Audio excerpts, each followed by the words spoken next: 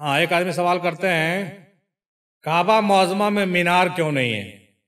आखिर क्या कारण है कि उसमें मीनार नहीं है? तमाम जगह मीनार पाए जाते हैं मगर काबा में मीनार नहीं पाए जाते। हालांकि सवाल तो जो है आपका जो है इल्मी नहीं है, लेकिन टेक्निकल है, हुनर है इसमें, है राज इसमें, राज है इसमें। बिल्कुल जिस तरह से काबा का रंग के बारे में अभी हम लोग गुफ्तगू कर रहे थे कि काला है, जाहिरी तौर से तो लगता है कि सवाल ही बेकार है, लेकिन है इसके अंदर है जवाब जो अभी हम दिए थोड़ा देर पहले। अब मीनार पर हम लोग आते हैं तो इसमें एक बहुत बड़ा भेद का खजाना छुपा हुआ है जो शायद समझने में आपको तकलीफ होगा, लेकिन समझ जाइएगा। आप जो मस्जिदों में मीनार और गुंबज देख रहे हैं, क्या ऐसे को बना दिया है?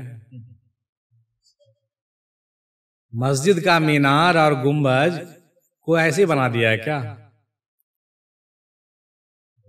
भेद है इसमें, यकीनन भेद है। ताजमहल में जो इतने बड़े बड़े गुंबज और मीनार हैं को ऐसे बना दिया क्या जानते हैं?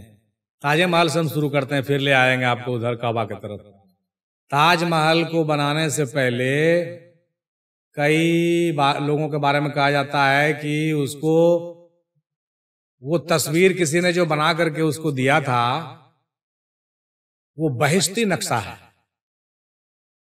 बहिश्त में वैसे इमारत को देखा गया था, तो उसका नक्शा दिया था शाहजहां को, तो उन्होंने कहा कि ठीक है, हाँ बिल्कुल ऐसा ही बनाओ ऐसे। और खुद शाहजहां ने देखा था ख्वाब में कि ऐसा इमारत हमको बनाना है और इस इमारत में हम हैं या जो कुछ हो मामला, तो वो बहिश्ती नक्शा को जो है, अर्श का जो है नक्शा को वो ख्वाब में देखे थे, और वैसा ही नक्शा बना के जब उसको उस जमाने के जो इंजीनियर थे वो जब दिए ना, तो पास के बोला हाँ हाँ एकदम ऐसे हम देखें, ऐसे बनाओ।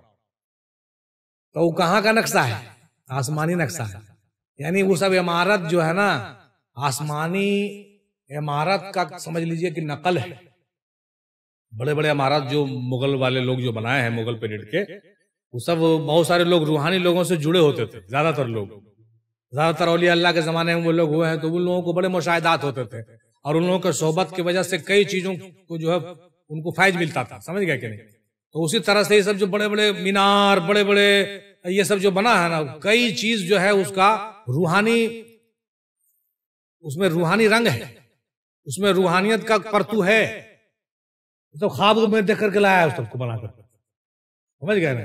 आसमानी चीजों को ला करके बनाया। अच्छा, अब यहां पर रुकिए। इसका मतलब ये हुआ कि आसमान के जन्नत के जो बड़े बड़े इमारत वगैरह हैं वो उस तरह के हैं। बात समझिए। यहां पर देखिए, ईमान में आप पुख्तगी आ रहा है।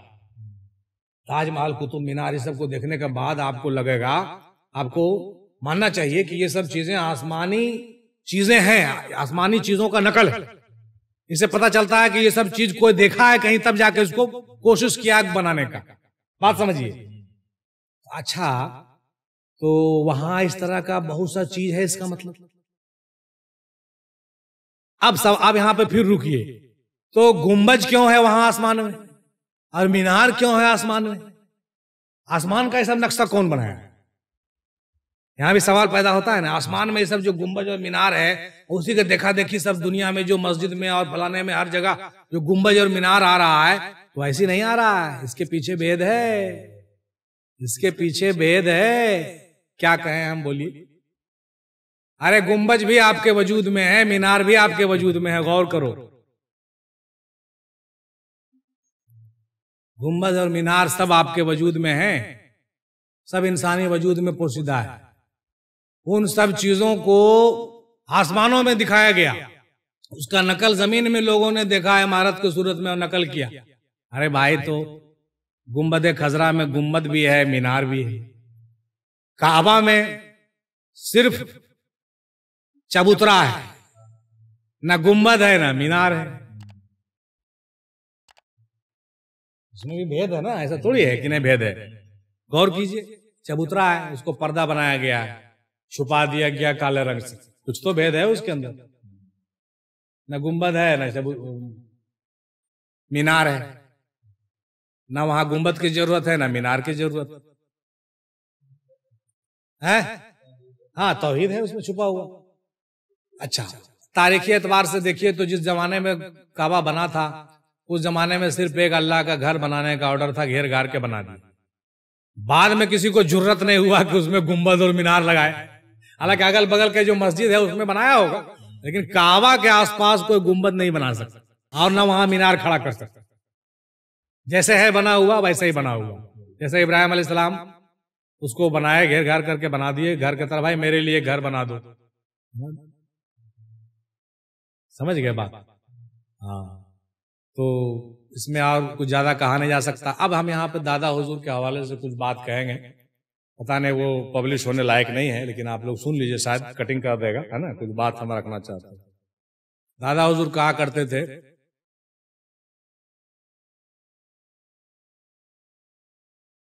तुम्हारे सीने में कोहे तूर भी जला हुआ है, देखो तुमने अल्लाह को देखा है, अगर नहीं देखा है तो तुम्हारा दोनों सीना क्यों जला हुआ? अपने सीने पे गौर कीजिए, इधर भी जला हुआ है, इधर भी जला हुआ है, तो देखे हो तब है ना जला। ये कोहे तूर क्यों जला? देख के आए हो, सीना जल गया है और अभी भूल गए हो, चारों तरफ घूम रहे हो, पहचानते नहीं हो उसको। तुम्हारे सीने में कोहे तूर जला हुआ है। और इंसानी वजूद में औरतों के जिस्म पर भी गौर करने के लिए दादा कहा करते थे, उसमें भी बहुत सारे राज छुपा हुआ। ईरान और तुरान की पहाड़ियां, सफ़ा मरोह कहाँ है? ढूंढो ना, सब तो तुम्हारे इंसानी वजूदे में। सफ़ा मरोह का सही नहीं करते हो तुम लोग, करते हो ना? बहुत सा चीज को पब्लिश नहीं किया जाएगा, काट दिया जाएगा, गौर कीजिए। आप लोग जो कुंवारे हैं तो खैर उतने समझिएगा, जो शादीशुदा तो समझ सकते हैं। बिना सफ़ा मरोह के तवाफ के कोई काम हो सकता है? नहीं हो सकता। सफ़ा मरोह का तवाफ भी होता है, नहीं होता है? होता है। और ईरान और तुरान से जो है नहरें नहीं जारी है? जारी है। नहीं नहरें जारी है, बिल्कुल जारी है। बहुत सारी बातें हैं जो रिजवान बाबा भी अपने कलाम में कई जगह लिखते हैं, जो छुपी हुई है। तो आप अपने देखिए ना वजूद को, हर जगह गुंबज और मीनार है ना, कि नहीं है? सो बताइए, नहीं है? कहीं मीनार है तो कहीं गुंबज है, कहीं गुंबज है तो कहीं मीनार है। एक मीनार का मस्जिद नहीं होता है, ज्यादातर दो मीनार, दो गुंबज, तीन गुंबज, चार गुंबद होता है ना भाई? गौर कीजिए। तो इसमें भी राज है। गुंबद और मीनार को पहचानिए, सब इशारे किए हुए हैं, सब इशारे बताए गए हैं, अल्लाह रसूल के जानिब से इशारे हैं। और अभी तो ऐसा फितना चला हुआ है कि सबको उल्टा पुल्टा घुमा करके सीधे कहता है कि एकदम जो है सो कि संग अस्वद में गौहर शाही का फोटो आ गया, तो साला कहानी खत्म है। अब जो है दादा कहते थे कि गौहर संग अस्वद में राज है, भेद है, उसमें कंदील है, उसमें भेद वाला कंदील है, उसमें गंदुम का पहचान है, उसमें जो है गुंबजो मीनार की पहचान है। अब इन लोग कहता है कि अरे गौहर शाही का फोटो है उसमें, आज तोरी। अब उसके पोता बेटा सब कह रहे हैं कि हाँ गौहर शाही का फोटो था, वह तो दादा कहता था। लाहौल वाला कुवत, लाहौल वाला कुवत यार। अगर गौहर शाही का फोटो रहता था तो दादा वैसे बोलते कि उसमें राज है, उसमें कंदील है, उसमें। दादा वही कहते थे जो हम कह रहे हैं, कसम खुदा की, अल्लाह रसूल की कसम, जो हम कह रहे हैं दादा यही कहते थे। और यही मुराद था उनका, वो मुराद नहीं था जो वो लोग कह रहा है। भले जो झूठलाना हो, जिसको झूठलाना। गौहर साहब को फोटो आ गया है, उसको ऐसे पोछता है जाकर, उस किस में आ गया? संग अस्वद। वो कुछ और मुशाहिदा है, वो कुछ और चीज है, कुछ और इशारा था दादा का, लब्बो लबाब कुछ और था कहने का, और ये लोग जो है क्या से क्या कह रहे हैं। अब नतीजा है कि दूसरा तो आदमी गुमराह हुआ तो कोई बात नहीं, घर एक आदमी गुमराह हो गया। हमको तो हैरत इस बात का है कि इतना बैठा बैठा के वालिद साहब को समझाते थे घर में, तो वालिद साहब कैसे भूल गए सब चीज को, हमको तो समझ में नहीं आता। वालिद साहब को भी हम समझाते देखा, हालांकि वो समझ पाते थे कि नहीं पता नहीं, लेकिन समझाते देखा। ये सब जो राज की बात अभी हम कर रहे हैं ना, ये दादा हुजूर जतवा पर बैठ करके, जतवा कहते, जतवा मैंने जाता, वो घर में वो जाता था, उस पर बैठ के ये सब राज भेद बयान करते थे। लेकिन अफसोस है कि उस वक्त मेरे घर में शायद मेरे अलावा कोई समझ नहीं पाया क्या ये, अगर समझता तो ये सब कभी गुमराह नहीं होता। हमको अफसोस, बड़ाई नहीं करें अपनी, जतवा पर बैठ करके दादी को, वालदा को, वालिद साहब को, आएगो हम थे, बाकी सब बच्चे था, छोटा था, उसको समझने लायक नहीं थे, तुरान और ईरान की कहानी सुनाते थे, सफा मरो की कहानी सुनाते थे। वो कहानी नहीं, वजूद वाला कहानी जो बोल रहे हैं। उसके बाद भी सब आदमी कैसे गुमराह हो गया। हमको तो कभी कभी माथा दर्द कर जाता है 2 बजे रात को कि कैसे गुमराह हो गया ऐसे। हाँ, पिलर स्टेब्लिश नहीं हुआ, जो भी कहिए, है ना। अब बताइए साहब, इतना राजभेद का बयान को खोल खोल के बयान कर दिया, उसके बाद आप जो है कहते हैं कि उसमें गौहर शाही की फोटो आ गई। आज खुद ही है, अब क्या करिएगा, अब क्या कह सकते हैं।